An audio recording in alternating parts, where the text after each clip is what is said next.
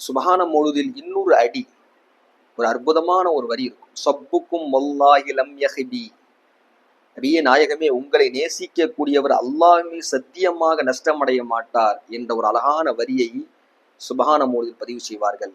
இது எந்த அடிப்படையில் பதிவு செய்யப்பட்டது தெரியுமா?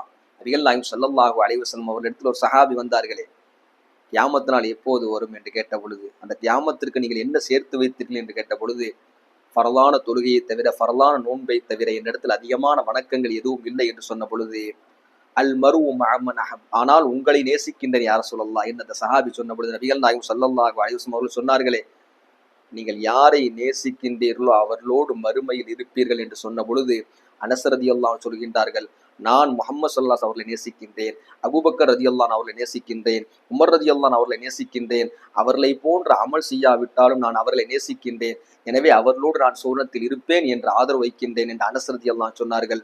மதீனாவில் முஸ்லிம்கள் நபிகள் நாயகம் ஸல்லல்லாஹு அலைஹி வஸல்லம் அவர்கள் வந்த நாளில் எவ்வளவு சந்தோஷமாக இருந்தார்களோ அதுபோன்று இந்த வார்த்தையை பெருமானார் ஸல்லல்லாஹு அலைஹி வஸல்லம் அவர்கள் சொன்ன பொழுதும் சஹாபிகள் எல்லோரும் அன்சாரிகள் மிக மகிழ்ச்சியில், மதீனா மகிழ்ச்சியில் திணறியது என்று அனஸ் ரலியல்லாஹு சொல்லி காட்டுவார்களே, அந்த அடிப்படையில் சொல்லப்பட்டதுதான் இன்றைக்கு நாம் சொல்கின்றோம். நபிகள் நாயகம் ஸல்லல்லாஹு அலைஹி வஸல்லம் அவர்களை நாம் நேசிக்கின்றோம். அல்லாஹ் கபூல் செய்வானாக.